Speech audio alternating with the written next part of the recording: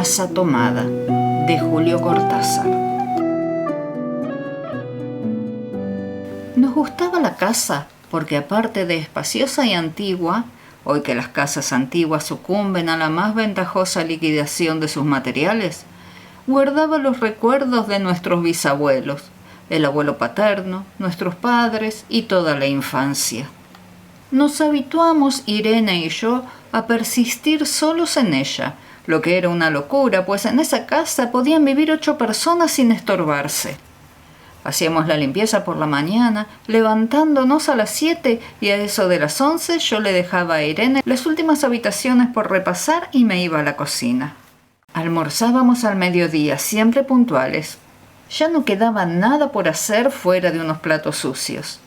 Nos resultaba grato almorzar pensando en la casa profunda y silenciosa y cómo nos bastábamos para mantenerla limpia.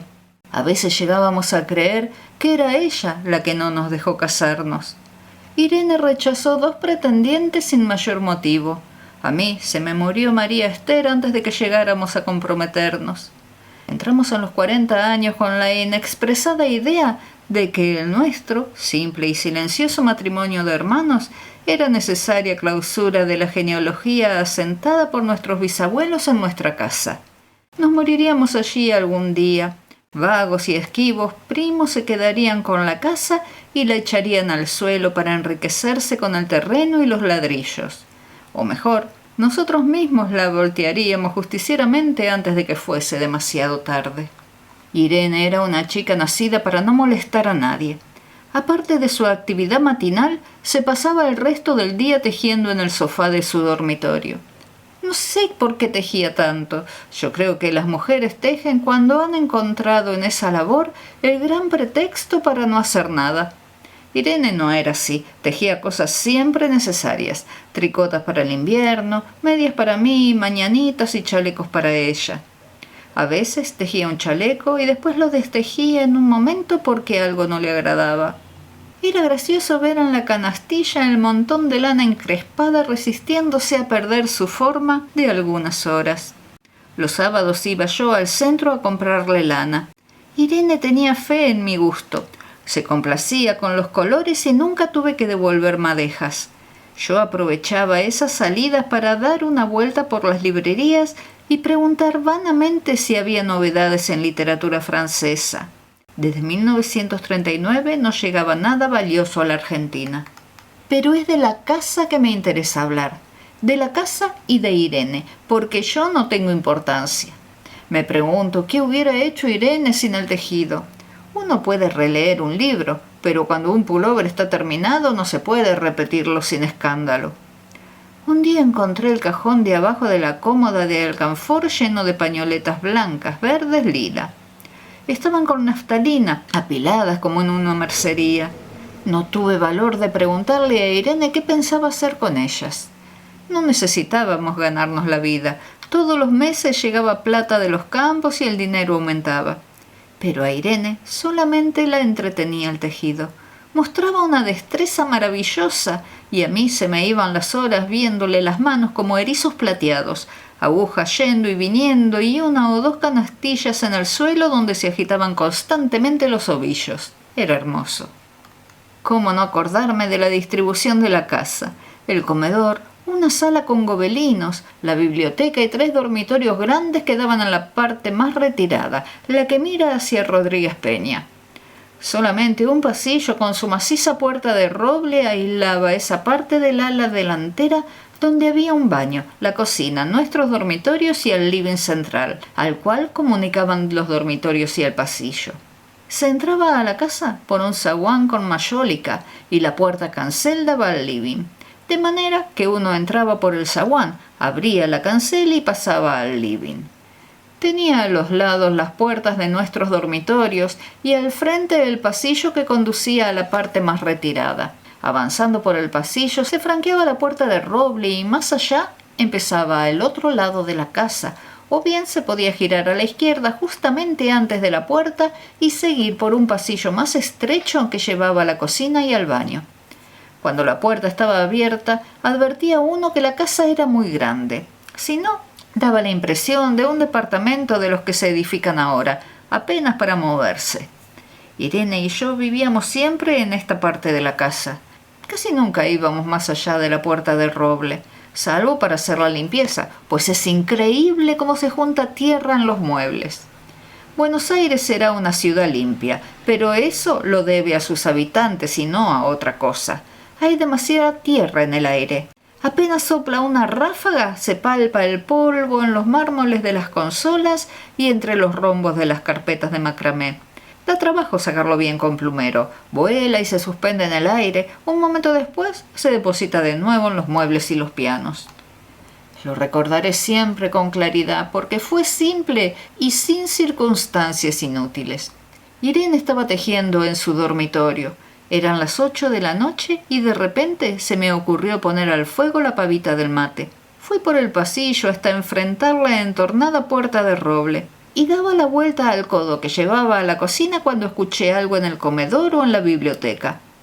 El sonido venía impreciso y sordo, como un volcarse de sillas sobre la alfombra o un ahogado susurro de conversación. También lo oí al mismo tiempo, un segundo después, en el fondo del pasillo que traía desde aquellas piezas hasta la puerta. Me tiré contra la pared antes de que fuera demasiado tarde. La cerré de golpe apoyando el cuerpo. Felizmente, la llave estaba puesta de nuestro lado y además corría el gran cerrojo para más seguridad. Fui a la cocina. Calenté la pavita y cuando estuve de vuelta con la bandeja del mate le dije a Irene: tuve que cerrar la puerta del pasillo. Han tomado todo el fondo. Dejó caer el tejido y me miró con sus graves ojos cansados. ¿Estás seguro? Asentí. Entonces, dijo recogiendo las agujas, tendremos que vivir en este lado. Yo cebaba el mate con mucho cuidado, pero ella tardó un rato en reanudar su labor. Me acuerdo que me tejía un chaleco gris. A mí me gustaba ese chaleco. Los primeros días nos pareció penoso porque ambos habíamos dejado en la parte tomada muchas cosas que queríamos. Mis libros de literatura francesa, por ejemplo, estaban todos en la biblioteca. Irene pensó en una botella de esperidina de muchos años. Con frecuencia, pero esto solamente sucedió los primeros días, cerrábamos algún cajón de las cómodas y nos mirábamos con tristeza. No está aquí. Y era una cosa más de todo lo que habíamos perdido al otro lado de la casa. Pero también tuvimos ventajas. La limpieza se simplificó tanto que aún levantándose tardísimo, a las 9:30, por ejemplo, no daban las 11 y ya estábamos de brazos cruzados. Irene se acostumbró a ir conmigo a la cocina y ayudarme a preparar el almuerzo. Lo pensamos bien y se decidió esto. Mientras yo preparaba el almuerzo, Irene cocinaría platos para comer fríos de noche. Nos alegramos porque siempre resultaba molesto tener que abandonar los dormitorios al atardecer y ponerse a cocinar. Ahora nos bastaba con la mesa en el dormitorio de Irene y las fuentes de comida fiambre. Irene estaba contenta porque le quedaba más tiempo para tejer.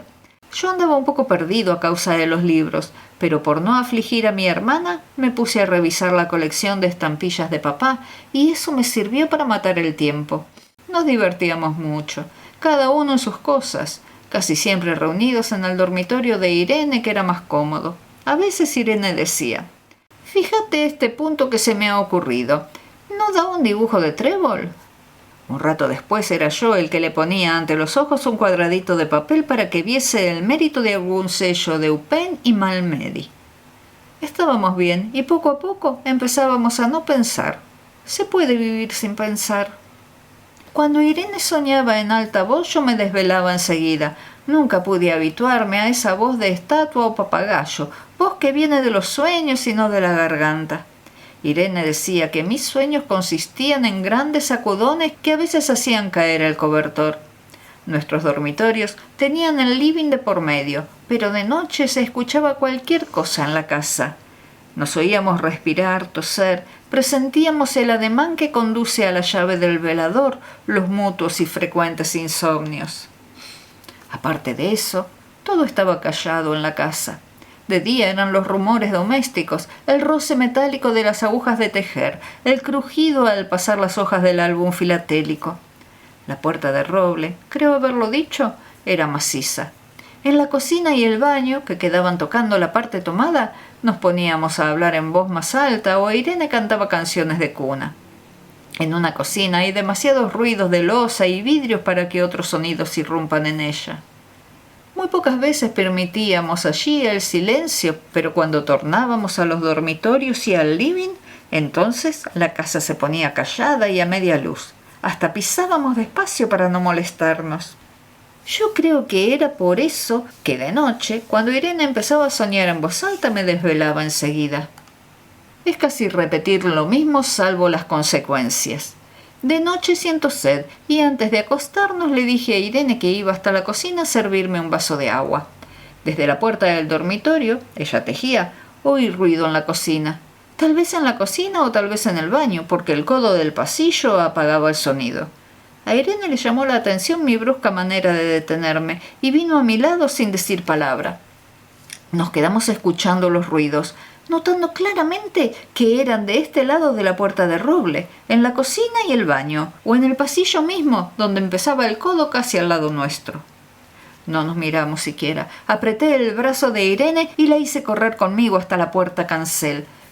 Sin volvernos atrás, los ruidos se oían más fuerte, pero siempre sordos, a espaldas nuestras.